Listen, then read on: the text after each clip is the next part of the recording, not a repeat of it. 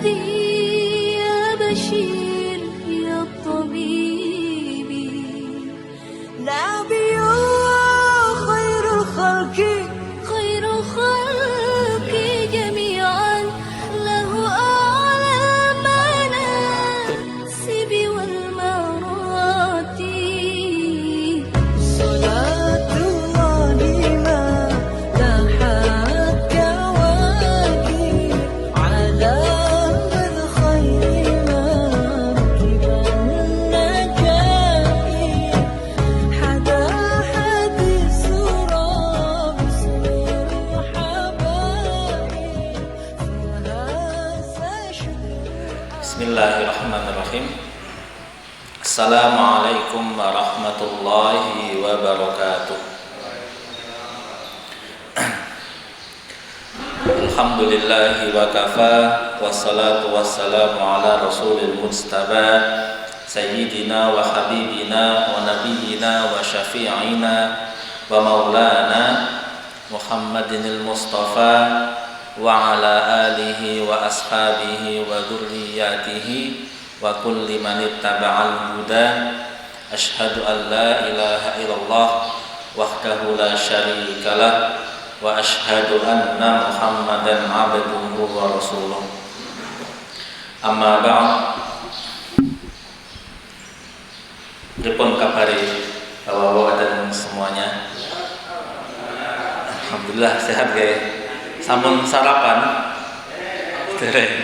Ada yang belum, ada yang sudah sarapan.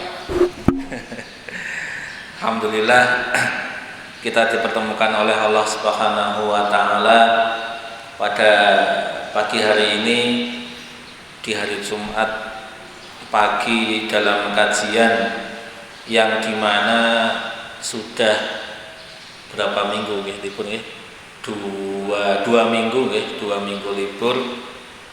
Terakhir kali kita kajian itu waktu, kalau tidak salah, waktu UTS. Jadi sudah 2 minggu. Alhamdulillah kita dalam keadaan sehat insyaallah, dan kita libur 2 minggu dan tak terasa Ramadan itu sudah di depan mata kita. Ini sudah 3 hari lagi bulan Ramadan tiba gitu kan.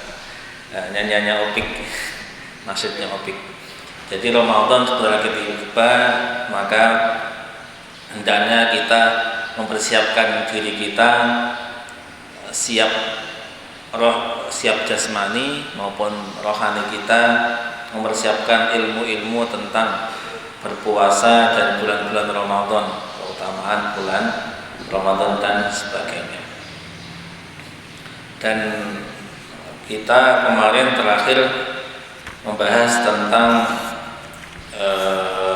tidak banyak yang sudah kita bahas di bab fikih puasa ini. Kemarin kita membahas tentang syarat wajib puasa dan jenis-jenis puasa, yang tentang puasa wajib, puasa sunnah, puasa makruh, dan ada puasa yang diharamkan juga. Kemudian kita membahas tentang rukun puasa yang ada 4, yaitu niat, imsak itu adalah menahan diri dari makan dan minum. Imsak itu dibagi menjadi 3. Yang pertama adalah menahan dari makan dan minum, kemudian menahan dari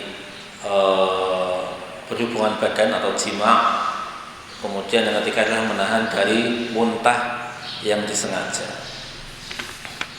Oke. Kedua kalinya sholawat serta salam semoga tetap tercurahkan kepada Nabi Muhammad Sallallahu Alaihi Wasallam, yang mana dengan risalah dakwah yang beliau ajarkan dan dakwahkan kepada kita, alhamdulillah kita bisa merasakan nikmat yang paling besar, nikmat yang pasti akan menyelamatkan kita di hari akhirat nanti, yaitu nikmat Islam dan nikmat iman. Insya Allah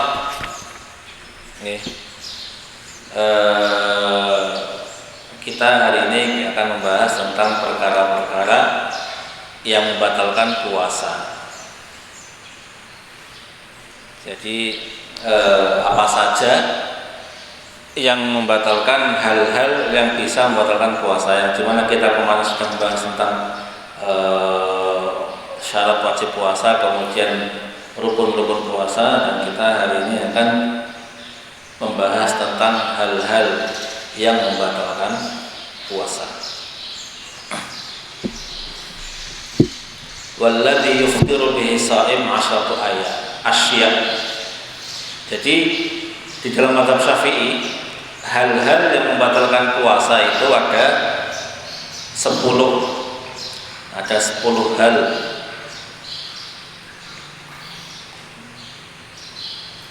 Yang pertama adalah tentunya adalah ma wasala 'amdan ilal jawfi war ra's wal haqna fi ahadi sabilain. Ma wasala 'amdan ilal jawf. Jadi yang pertama adalah ada sesuatu yang masuk lewat tenggorokan kita dengan sengaja.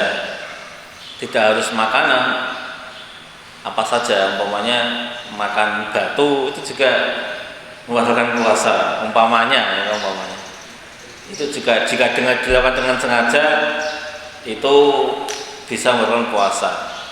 Atau makan nyamuk itu kalau dilakukan dengan sengaja maka itu membatalkan puasa. Tetapi kalau umpamanya ada masuk nyamuk yang masuk, umpamanya lagi menguap gitu ya, menguap, tiba-tiba ada nyamuk yang masuk, kalau itu tidak sengaja maka itu tidak membatalkan puasa. Tetapi kalau memang sengaja, ada lalat gitu kan, ada lalat sengaja, dia mau lewat, dibuka mulutnya namanya.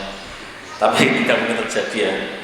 Tapi ini kan umpamanya, kalau dilakukan dengan sengaja maka itu bisa membatalkan puasa. Jadi kaitannya pada hal ini adalah kesengajaan. Jadi hal-hal yang masuk ke dalam tubuh kita jika dilakukan dengan sengaja maka itu tidak membatalkan, kalau sengaja membatalkan puasa, kalau tidak sengaja maka tidak membatalkan puasa.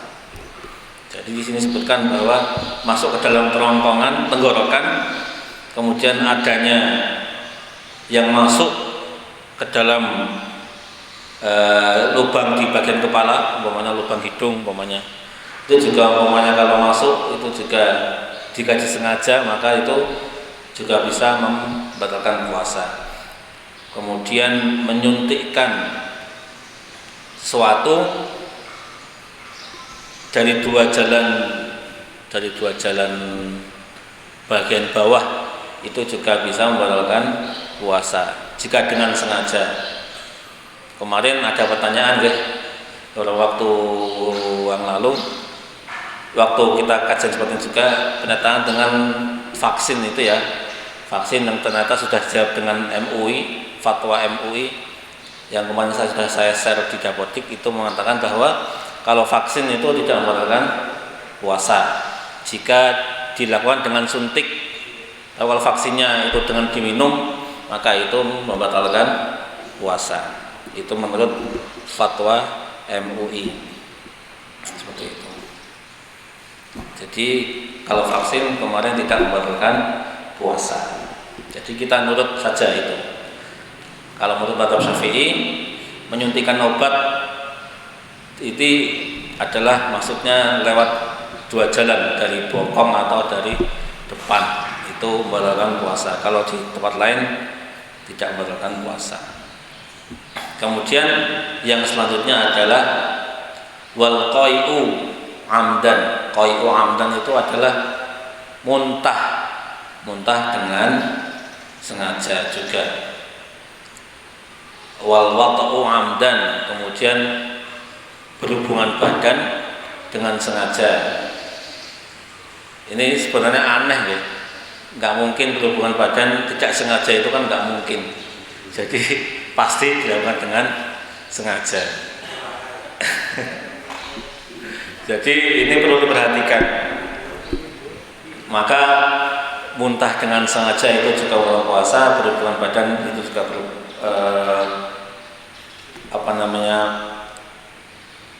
membatalkan puasa. Berhubungan badan itu maksudnya adalah bertemu antara dua kelamin, makanya seperti halnya ember masuk sumur gitu ya. Ember masuk sumur itu sudah membatalkan puasa. Bahkan tidak masuk sumur pun itu membatalkan puasa. Kalau menyentuh bibir sumurnya aja itu sudah membatalkan puasa. Apalagi masuk ke dalam sumurnya, maka itu membatalkan puasa. Kemudian selanjutnya adalah wal inzal an mubasyarah. Jadi inzal itu adalah keluarnya mani dengan sengaja, entah itu karena masuk ke dalam sumur ataupun tidak, gitu ya. Jadi jika keluarnya mani itu dengan sengaja, maka itu membatalkan puasa dengan cara sendiri ataupun dengan istri, itu membatalkan puasa jika dengan sengaja. Tetapi jika tidak sengaja, seperti halnya mimpi basah, itu tidak membatalkan puasa. Tidak membatalkan puasa. Jadi kalau maunya siang-siang hari tidur gitu ya, kemudian tiba-tiba waktu mau adzan asar kok basah celananya, bukan karena ngompol ya, tapi karena cairan yang lain, maka itu tidak membatalkan puasa. Tetap lanjut puasanya, tetapi jangan lupa untuk mandi, seperti itu.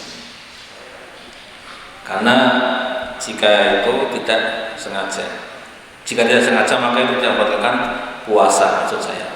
Kemudian yang satu adalah haid, nifas, itu juga tidak, itu membatalkan puasa juga.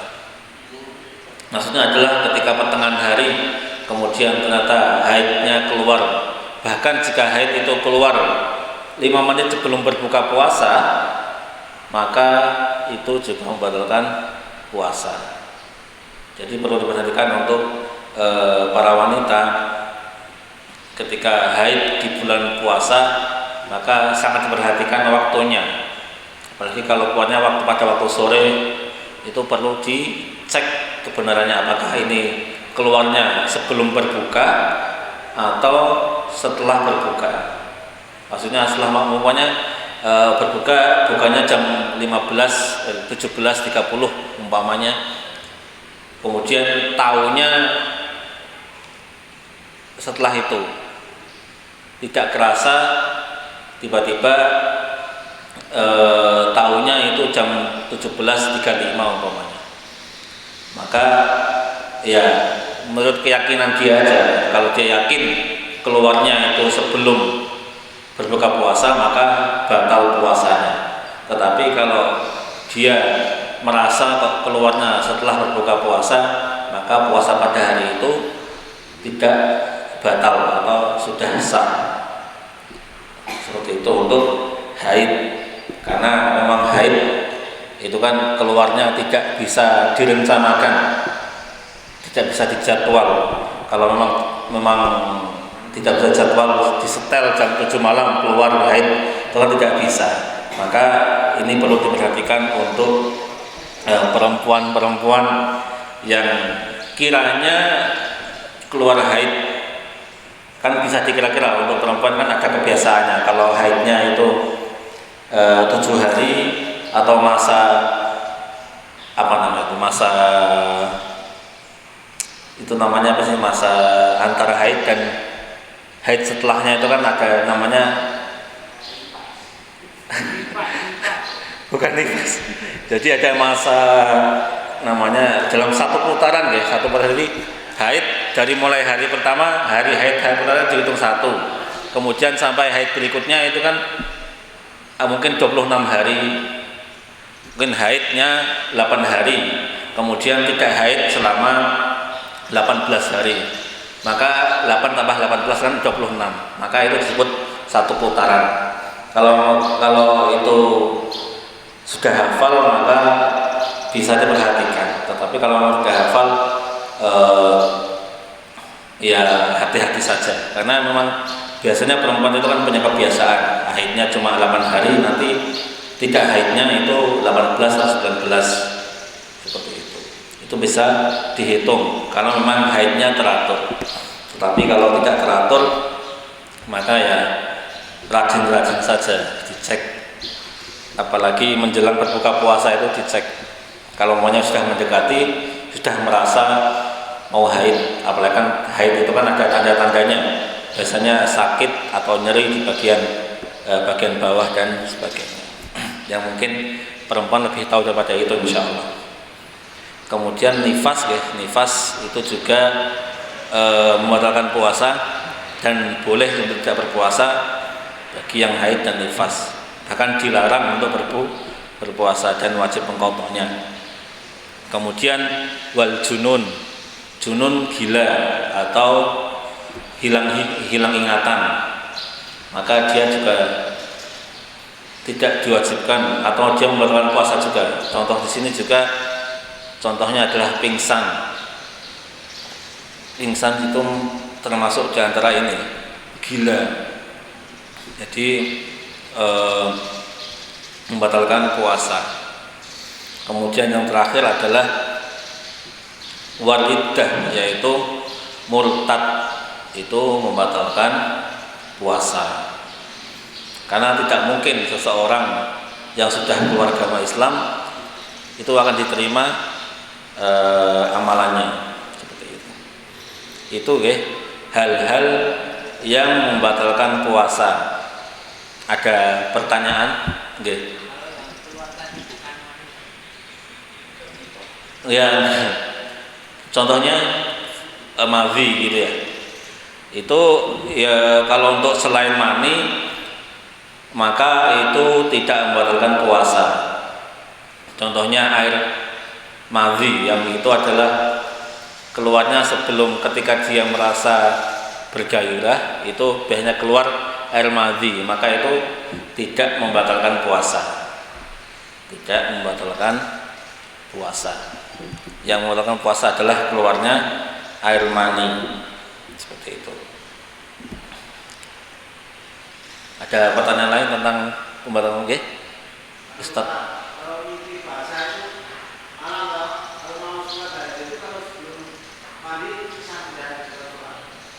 Maksudnya? Malam.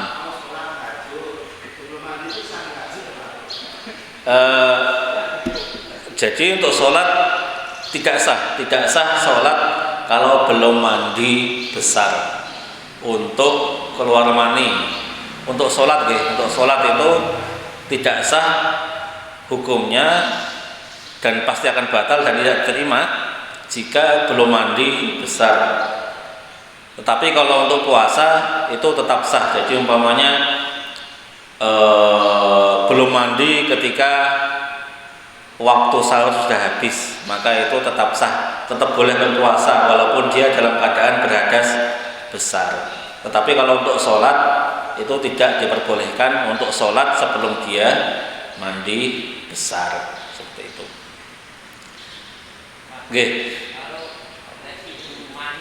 Kenapa? Sisa-sisa mani gimana?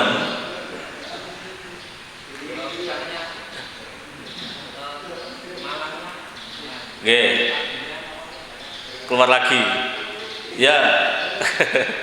Sisa-sisa mani. Jadi umpamanya seseorang beribadah bersama istrinya di menjelang sahur, kemudian ternyata keluar maninya itu belum tuntas, kemudian dia keluar lagi di waktu setelah selesai sahur atau sudah umpamanya 15 menit setelah itu, atau mungkin ya umpamanya, jika itu keluarnya tidak sengaja maka itu tidak apa-apa, kan tidak dalam keadaan sudah selesai, sudah makan, umpamanya habis beribadah kepada istri kemudian makan, kemudian ternyata masih ada yang keluar gitu ya, maka itu tidak mengapa, karena itu tidak dikeluarkan dengan sengaja. Dikeluarkan sengaja adalah ketika dia beribadah bersama istri itu. itu baru dikatakan dengan sengaja. Kalau sudah lepas dari itu kemudian keluar, maka itu tidak dihitung dengan kesengajaan. Karena memang ada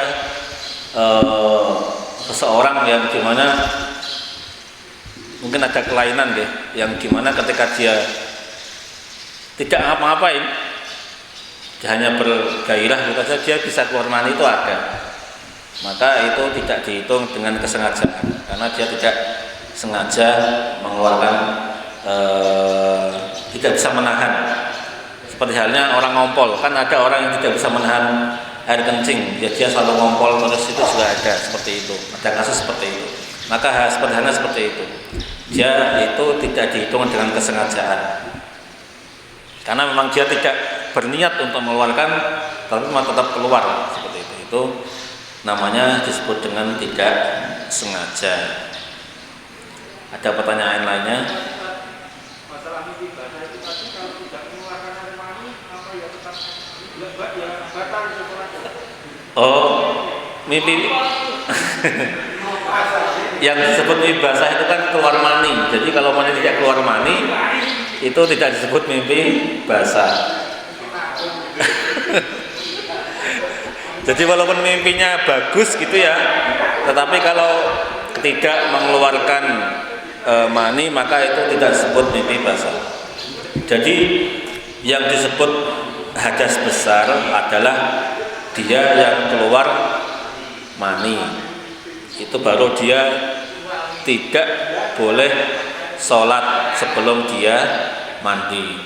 Ataupun dia tidak keluar mani tetapi dia berhubungan badan, umpamanya dia bertemu antara dia embernya sudah masuk dalam sumur tetapi tidak keluar mani, maka dia juga sudah wajib mandi walaupun tidak keluar mani, seperti itu. Kalau itu jika itu masalah berhubungan badan. Tetapi kalau mimpi masuknya ember itu ke dalam sumur di dalam mimpi tetapi tidak keluar mani, maka itu tidak membatalkan puasa karena tidak keluar mani. Tapi kalau masuknya ember itu di kehidupan nyata walaupun tidak keluar mani, itu membatalkan, itu berhadas besar dan wajib mandi, seperti itu. Paham nggih? Ada pertanyaan lainnya? Nggih.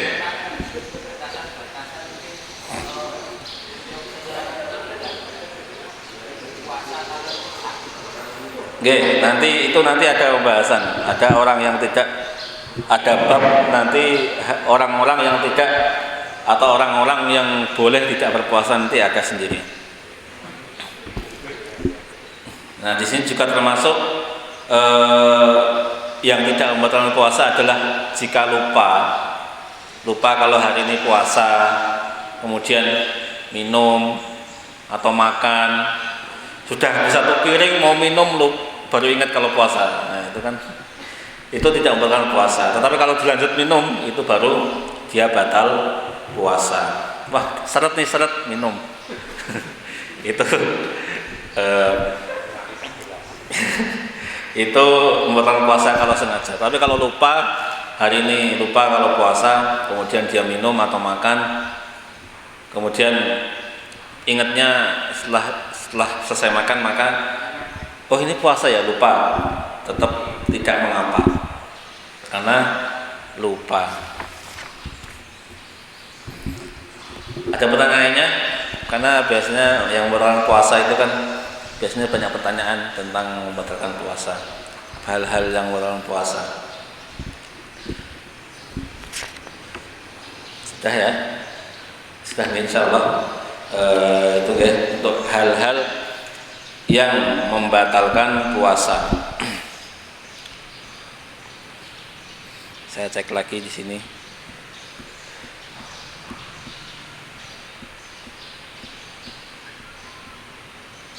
Oke. Kemudian selanjutnya adalah bab mengenai perkara-perkara yang disunahkan, diharamkan, dan dimakruhkan bagi orang-orang berpuasa. Jadi ada sunnah-sunnah berpuasa. Wa yustahabbu fi shaumi salatatu asya, dan sunnah dalam berpuasa itu ada 3 perkara. Yang pertama adalah 1, takjilul fitr. Jadi menyegerakan berbuka puasa. Jadi ini termasuk di antara sunnah dalam berpuasa. Berbuka puasa itu kan kita biasanya kalau di Indonesia itu kan ada jadwal imsakiyah ya. Jadi ada jadwal imsakiyah yang dimana di situ tertera umpamanya azan pada hari ini jam 17.45 atau 17.45. Maka jika sudah mencapai 17.45 maka boleh berbuka puasa. Tidak harus menunggu azan. Tidak harus menunggu azan. Kalau sudah masuk waktunya, kan kebiasaan orang Indonesia kan seperti itu. 17.45 kok belum azan ya? Sudah lihat jadwal imsakiyah. Loh ini kan bukannya jam 17.45 kok nggak azan-azan? Mana ini muadzinnya kok nggak azan-azan? Jangan sampai seperti itu. Ya kalau sudah masuk waktunya langsung buka aja tanpa menunggu azan. Kan sudah ada jadwal imsakiyah kan? Karena tidak harus menunggu azan dalam berbuka puasa. Tetapi memang orang-orang Indonesia khususnya, dan saya pun seperti itu, sudah tahu masuk waktunya. Ini kan udah azan, seharusnya sudah azan atau sudah masuk berbuka puasa, kok nggak azan ya? Akhirnya karena nggak ada azan tidak berani berbuka, padahal itu seharusnya bisa berbuka. Malah nyeneni muadzin nih, mana ini gaya kok nggak ada azan gitu. Padahal kan muadzin juga butuh buka dulu. Siapa tahu muadzinnya malah ngeteh dulu gitu kan. Malah jamaahnya belum berbuka, muadzinnya berbuka dulu baru dia azan. Seperti itu. Ditunggu 5 menit kok nggak azan, ternyata malah ngeteh dulu. Ya. Jadi sebenarnya itu sudah boleh berbuka puasa jika sudah masuk waktunya. Tidak harus menunggu azan maghrib. Tentunya ngelihat jamnya itu ya jam yang muktamad atau yang muktamad itu apa dalam bahasa Indonesia? Yang benar, jamnya yang benar, bukan jam rumah. Jamnya rumah sudah dimajukan 5 menit umpamanya. Ya jangan berpatokan dengan jam itu. Jamnya paling enggak jam HP. Jam HP insya Allah, jam HP yang tersambung ke dalam internet insya Allah itu sudah pas. Maka sesuaikan dengan jam itu. Tidak mengapa. Tentunya, dan jangan juga umpamanya kita melihat di jadwal berbuka itu jam 7, jam 5, 17.45. Lah kok kita mendengar azan 17.40, ya jangan berbuka. Jangan berbuka, tetap ikuti waktunya. Jadi kalau punya azan yang lebih dulu maka jangan diikuti. Jangan diikuti berbuka. Oh, dia udah azan. Umpamanya dengar azan di radio atau azan di TV umpamanya. Waktu udah azan, ternyata azan untuk wilayah Surabaya. Karena Surabaya kan lebih cepat azannya, maka itu jangan diikuti. Atau azan di HP, atau azan di radio entah mana, kemudian diikuti itu. Tetapi kita berpatokan dengan waktu. Kalau waktunya 17.45 ya itu yang kita ikuti. Udah azan ataupun belum, atau punya azannya mendahului itu, maka jangan diikuti. Ikuti waktu yang sudah ditentukan oleh yang berilmu gitu, yang berilmu. Jangan sampai kita hanya ikut azan. Kalau azannya lebih dulu kan ya salah kaprah nanti puasa kita. Kemudian sunnah yang kedua adalah takhirus sahur, yaitu mengakhirkan sahur. Ini tentunya termasuk sunnah juga. Fi sahuri barokah, dan sunahkan bagi orang-orang berpuasa itu untuk sahur, karena dalam sahur itu ada barokahnya. Jadi jangan lupa untuk sahur, walaupun umpamanya sudah mepet 2 menit lagi azan subuh, maka ya tetap sahur walaupun dengan air minum atau kurma. Ya, kurma. Saya tidak berjualan ya maksudnya bisa kurma atau roti atau yang lainnya. Seperti itu. Azan, kalau tetap sebenarnya batas untuk sahur itu adalah azan subuh. Atau bisa dilihat azan subuhnya di jadwal imsakiyah. Ya ikuti itu. Ikuti jadwal imsakiyah. Kalau azan subuhnya jam 4.30, maka kalau sudah masuk 4.30 maka jangan diteruskan untuk makannya walaupun belum azan. Pokoknya 4.30 sudah habis waktu, maka ikuti itu, jangan sampai melewati batas itu. Jadi kalau di Indonesia kan imsak itu kan sebenarnya 10 menit sebelum azan itu masih boleh makan dan minum, tetapi berhati-hati kalau sudah takutnya nanti azan belum selesai, belum minum, belum apa, masih ngunyah, itu kan nanti seret takutnya, maka segera disudahi. Karena imsak itu sebagai pertanda kalau waktu sahur sebenarnya sudah mau habis, tapi belum habis, tinggal 10 menit lagi biasanya sahur. Maka itu perlu diperhatikan untuk waktu-waktunya. Jangan sampai sudah azan, udah azan langsung minum dulu, nah, itu nggak boleh. Sudah azan maka sudah diberhentikan untuk makan dan minumnya. Tidak boleh nanggung sudah di mulut gitu ya, kemudian dilep gitu ya, tidak boleh. Kalau orangnya sudah mendengar azan, maka lebih baik menghentikan makan dan minumnya atau sahurnya sebelum azan berkumandang. Kemudian selanjutnya adalah watarkul hijri minal kalam, yaitu menjauhi perbuatan atau perkataan buruk. Jadi menjauhi perkataan buruk apapun itu, menjauhi perkataan buruk ini bisa berupa marah, kemudian mengumpat, kemudian gelundel, nah itu juga bisa dijauhi, jangan sampai merusak puasa-puasa kita.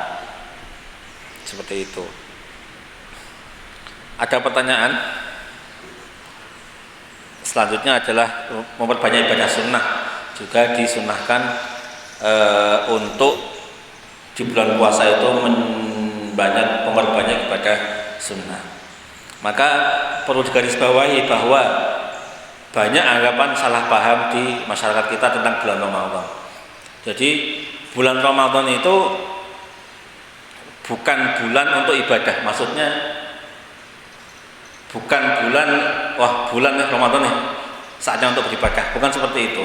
Jadi itu jangan sampai seperti itu, seakan-akan kita hanya beribadah di bulan Ramadan saja.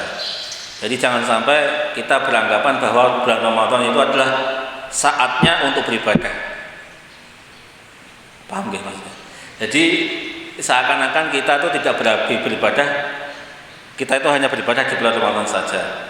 Jadi yang benar adalah bulan Ramadan itu adalah untuk meningkatkan ibadah kita. Jadi yang biasanya umpamanya membaca Quran cuma 1 halaman, kita tingkatkan di bulan Ramadan menjadi 5 halaman atau 10 halaman. Seperti itu. Yang biasanya sedekah di luar bulan Ramadan itu 1.000, ya ditingkatkan menjadi 5.000. Umpamanya seperti itu. Atau sholat duha 2 rakaat ditambah menjadi 4 rakaat. Seperti itu. Sholat witir 1 rakaat ditambah menjadi 3 rakaat. Umpamanya seperti itu. Ditambah atau meningkatkan ibadah kita. Jadi jangan sampai beranggapan bahwa bulan Ramadan itu waktunya untuk beribadah. Memang waktunya untuk beribadah, karena waktu beribadah itu bukan hanya Ramadan saja. Di luar Ramadan itu juga tetap beribadah. Nah, bulan Ramadan ini adalah event untuk meningkatkan kualitas ibadah dan kuantitas ibadah kita kepada Allah Subhanahu wa Ta'ala. Seperti itu. Ada pertanyaan tentang hal ini, tentang sunnah-sunnah bulan Ramadan atau sunnah-sunnah berpuasa?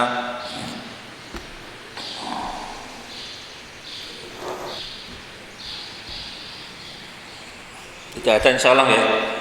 Insya Allah ini termasuk hal-hal yang disunahkan dalam berpuasa. Kemudian selanjutnya adalah orang yang boleh untuk tidak berpuasa. Jadi ada beberapa orang-orang yang diberi keringanan oleh Allah Subhanahu wa taala untuk tidak berpuasa. Dan tentunya ada qadha-nya atau dia wajib mengganti di luar bulan Ramadan.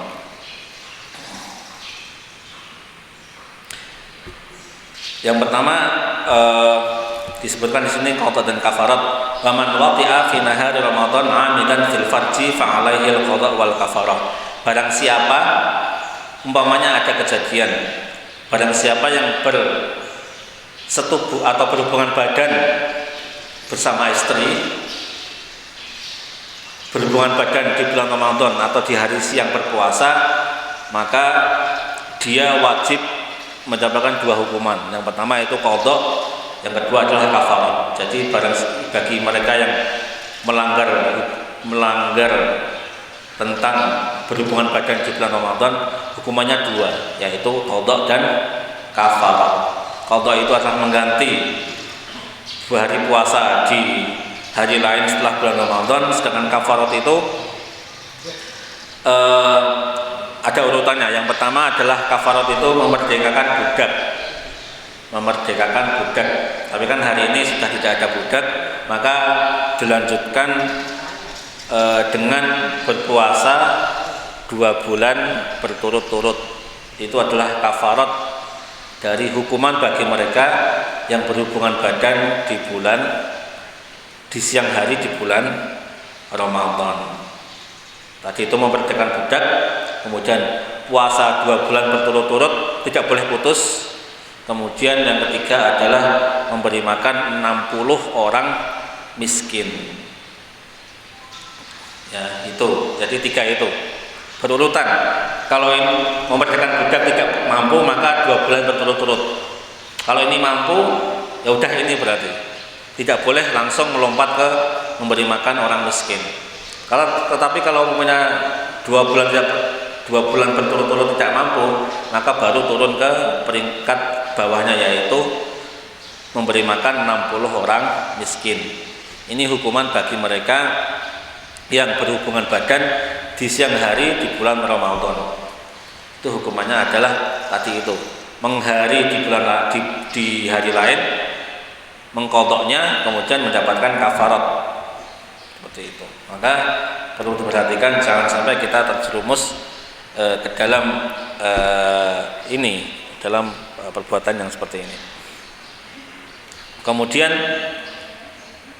waman mata wa alaihi siyam min Ramadan, dan barang siapa yang sudah meninggal dunia tetapi masih meninggalkan hutang puasa. Umpamanya seseorang meninggal, kemudian dia masih berhutang puasa 5 hari atau 6 hari atau seminggu atau berapapun itu, at'ama anhu likulli yaumin mud. Jadi untuk keluarga yang ditinggalkannya, dia wajib membayarkan fidyah atas orang itu. Jadi umpamanya seseorang sudah meninggal, kemudian kita tahu bahwa dia masih berhutang puasa umpamanya 5 hari, maka bagi ahli warisnya, umpamanya anak-anaknya atau suaminya atau istrinya atau orang tuanya, maka wajib membayar fidyah orang yang meninggal tersebut. Umpamanya hitungannya adalah 1 hari hutangnya dihitung sehari seperti fidyah pada umumnya. Jadi memberi kepada orang-orang miskin 1 kali makan atau 1 hari makan. Kalau umpamanya 1 harinya makan, kita menghabiskan makan 50 ribu, maka kita wajib memberikan bahan pokok makanan atau makanan matang ataupun makanan mentah, maksudnya bahan-bahan mentah kepada fakir miskin sejumlah yang kita habiskan pada 1 hari makan. Pokoknya kita makan sehari 50 ribu, maka kita memberikan 50 ribu itu dalam bentuk barang tentunya, entah beras ataupun lauk pauk dan sebagainya, sejumlah uang tersebut. Tidak diberikan uang, tetapi diberikan barang-barang bahan pokok makanan seperti itu. itu, untuk mengganti tadi fidyah seperti itu. Jadi untuk bagi meninggal maka wajib setiap harinya 1 hari makan. Jadi maunya maunya yang meninggal itu mempunyai hutang 5 hari, maka dihitung 5 hari makan. Berarti totalnya adalah 250.000. Kalau misalnya sehari 50.000, seperti itu. Diberikan langsung pada hari itu juga diperbolehkan. Diberikan kepada 5 orang miskin juga diperbolehkan. Seperti itu. Oke. Tadi yang tidak lagi yang dimaksud hutang itu hutang rupanya meninggalnya di tengah bulan Ramadan tanggal 15. Hutangnya itu yang sebelum sesudah nyatakan dia selama 15 sebelumnya itu dia tidak puasa atau 15 setelah dia meninggal. Kemudian untuk membayar fidyahnya itu dihitung 1 hari biaya makan itu sewaktu dia kami atau kita puasa atau pada waktu kehidupan sehari-hari. Bisa nominalnya. Oke. Untuk tentunya untuk tadi yang pertama dihitung di masa hidupnya. Jadi umpamanya meninggal di tanggal 15 hari di tanggal 15 Ramadan, maka 15 berikutnya tidak dihitung karena sudah meninggal dunia. Maka dihitung yang 15 hari sebelum dia meninggal. Umpamanya meninggal di tanggal 15 Ramadan, selama 15 hari itu umpamanya dia hutang 5 hari, maka yang dihitung ya 5 hari itu di masa hidupnya ketika dia masih hidup. Atau mempunyai 15 hari sakit maka tidak puasa selama 15 hari, maka dihitung 15 hari itu. Kemudian dihitung sama masa hidupnya. Kemudian untuk yang fidyah itu sehari-hari. Ya bukan di bulan Ramadan aja, pokoknya sehari-hari bukan bulan Ramadan. Pokoknya sehari-hari kita makan 3 kali, ya itu yang dihitung makan 3 kali itu. Kalau sehari-hari tergantung ya, ada yang sehari-hari cuma 25.000, ada yang mungkin sehari-hari cuma 50.000 juga ada juga yang mungkin sehari-hari makan 3 kali sehari itu 100.000, maka dihitung masing-masing. Jadi kalau umpamanya beliau sehari-harinya 100.000, maka dihitung 100.000 per fidyahnya per harinya, atau per 1 hari tidak puasa maka dihitung 100.000. Tapi kalau sehari-hari dia habis 50.000, maka dihitung 50.000, tergantung orang yang berhutang puasa itu yang dihitung, karena fidyah itu tergantung ekonomi penghutangnya, bukan ekonomi tidak distandarisasi harus seperti ini, tidak, tetapi tergantung ekonomi yang berhutang puasa. Kemudian, untuk yang fidyah tadi kan dianjurkan kita memberi bahan makanan. Tidak untuk uang itu. Umpama 2 hari 200.000. Apakah kita memberi bahan makanannya itu bisa hanya 1 jenis? Apakah harus seperti kita makan ya? Kalau harus itu apakah hanya 1 saja? Itu tergantung, terserah memberi.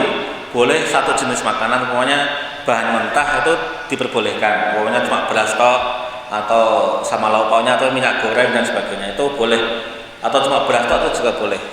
Intinya adalah seharga 100.000 dan harus bahan pokok, tidak boleh roti-roti. Kalau kita sehari-hari tidak makan roti ya, makanya nasi, kemudian lauk pauk, makanya diberikan yang bahan pokok seperti beras, minyak goreng yang untuk menggoreng dan sebagainya. Tetapi lebih afdol lagi kita berikan makanan-makanan yang matang, itu lebih afdol lagi. Tapi kalau tidak pengen ribet ya cukup diberikan makan bahan pokok yang mentah, itu diperbolehkan juga. Seperti itu. Tetapi kalau bahan-bahan makan matang itu lebih afdol lagi. Pokoknya kita ajak makan, kita mencari 1 orang miskin, kemudian kita ajak makan 3 kali makan sehari, itu lebih afdal lagi seperti itu, memberi makan selama 1 hari menghidupi 1 hari orang miskin, maka itu lebih afdal lagi. Tetapi kalau tidak pengen ribet atau diberikan bahan pokok mentah, itu tidak mengapa. Sudah jam 8 lebih.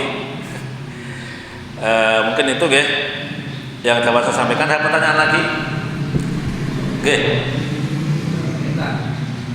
Untuk yang mana 1 bulan kita batal 1 kali atau 2 kali, mungkin ketika kita sudah dewasa mungkin kita ingat ya. Tapi kalau kita kembali lagi ke mungkin waktu kita masih kecil atau masih remaja, dan itu kita sudah lupa hutang kita berapa waktu kita puasa dulu itu yang batalnya berapa, terus kita mau istilahnya apa istilahnya nyalur kemana caranya itu. Ada saya ingat kalau mungkin 5 tahun 7 tahun ini mungkin salah saya dulu terus ya, tapi itu dulunya itu saya masih ada hutang puasa yang dulu tapi sekarang kan kita sudah tidak ingat lagi. Untuk seperti itu gimana? Kalau tidak ingat maka tidak mengapa. Kalau tidak ingat maka tidak mengapa. Tapi kalau ingat ya tetap disaur. Kalau ingat itu tetap untuk disaur. Umpamanya, oh dulu aku ingat tahun 2010 batal puasa 5 hari. Maka kalau masih ingat di 21 ini, di 2021 ini, maka tetap disaur. 5 hari dibilangnya 10 hari. Tidak ada denda tambahan. Dendanya cuma untuk mengkodok atau mengganti puasanya. Karena seperti itu. Sebenarnya nanti untuk perempuan hamil dan menyusui nanti ada hukum seperti itu. Jadi umpamanya dia hamil dan menyusui itu kan 2 tahun lebih. Ya, 2 tahun lebih. Di tahun dia hamil, dia umpamanya tidak berpuasa 15 hari. Kemudian selama setahun setelah dia bulan Ramadan kan masih menyusui. Ternyata selama setahun itu 15 hari itu tidak tersaur hutangnya. Nah, umpamanya sampai Ramadan berikutnya baru tersaur 10 hari. Maka 5 hari itu diakumulasikan di tahun berikutnya. Jadi hutang itu tidak akan hilang. Ya, selama dia masih ingat, tentunya harus diingat. Itu hutang itu masih akan terus ada sampai dia menyahurnya. Kalau mau lupa, ya sudah. Gitu.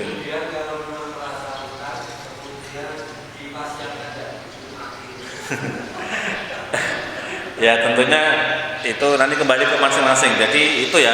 Jadi hutang puasa itu kalau selama dia masih ingat, dia akan terus terakumulasikan. Seperti halnya nanti perempuan hamil dan menyusui. Kalau hanya 5 hari, tahun berikutnya 10 hari, maka ditambah menjadi 15 hari.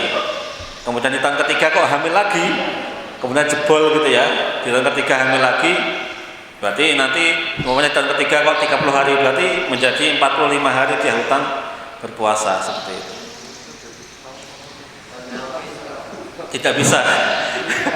Tidak bisa diganti, kecuali meninggal baru boleh diganti.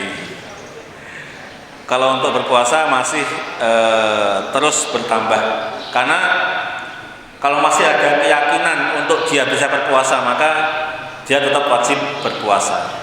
Kemudian kok ternyata sampai dia tua renta, umpamanya sudah sepuh, tidak bisa berpuasa lagi, baru dia boleh menyahurnya, membayar hutang puasanya dengan fidyah.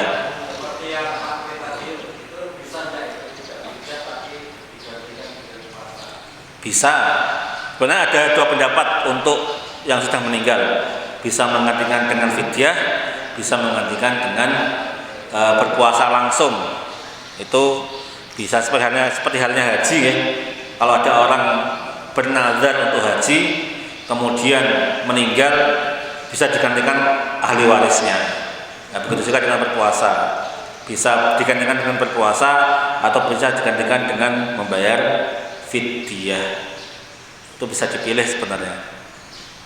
Tapi ini tadi untuk Imam Syafi'i adalah menggantinya dengan fidyah. Tapi memang ada pendapat lain bisa menggantikan dengan berpuasa. Sudah nggih? Dapatan lagi? Nggih Pak Ustaz Bambang. Ya, saya menyambung dari yang disampaikan Pak Rafi. Nggih. Itu yang mungkin yang dulu Pak, mungkin dalam waktu masih sekolah di SMP atau SMA itu memang dulu banyak yang bolong lagi puasa. Itu kan sudah lama Pak Ustaz. Gimana itu? Oke, tadi, jadi kalau pokoknya masih ingat, diingat-ingat dulu apakah dia waktu SMP sudah balik atau belum. Kalau baliknya umur 17 tahun baru balik atau baru mimpi basah, maka itu tidak dihitung. Dihitungnya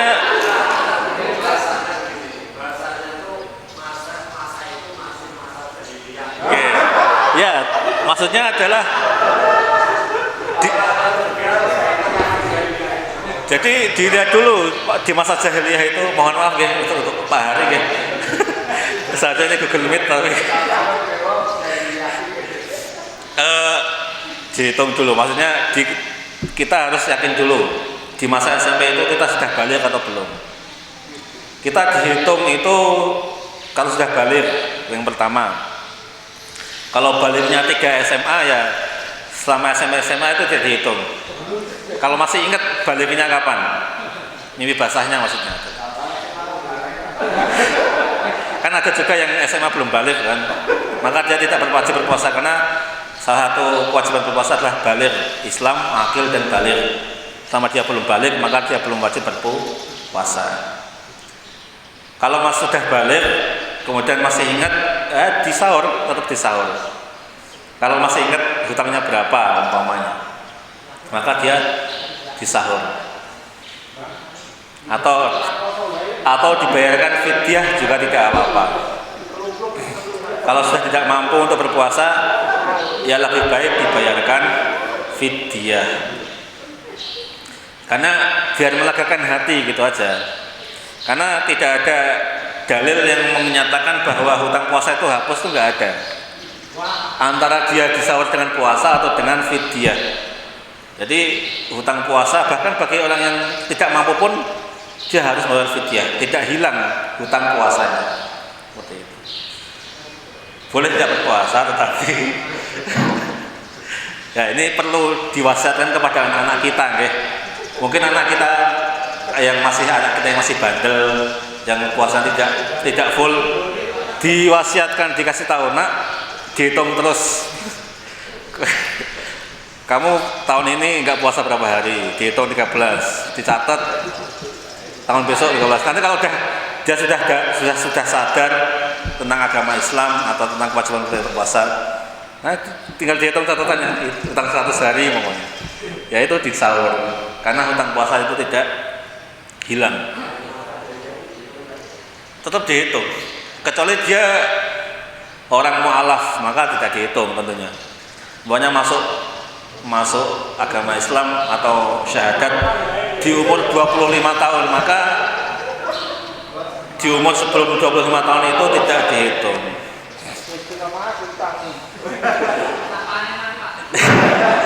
Enggak. Nah, itu.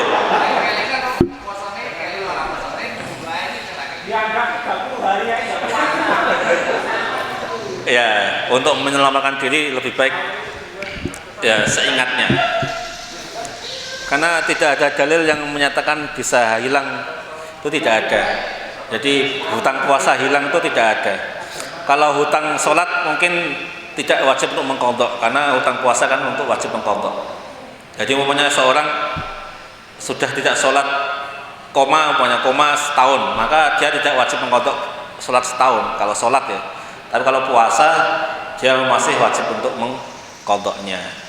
Karena tidak ada dalil yang menghapus hutang puasa.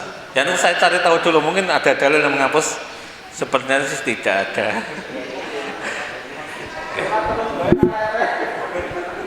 Ya itu ya. Mungkin itu yang dapat saya sampaikan. Ya mungkin nanti kita akan membahas tentang itu.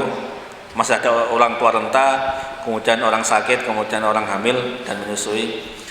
Mohon maaf atas kelebihan waktunya. Kalau ada pertanyaan disimpan minggu depan insya Allah. Mungkin itu yang dapat saya sampaikan. Jika ada kesalahannya mohon maaf. Kita tutup dengan bacaan hamdalah dan doa penutup majelis bersama-sama. Alhamdulillahirabbil alamin. Subhanakallahumma wa bihamdika asyhadu an la ilaha illa anta astaghfiruka wa atubu ilaik. Wassalamualaikum warahmatullahi wabarakatuh.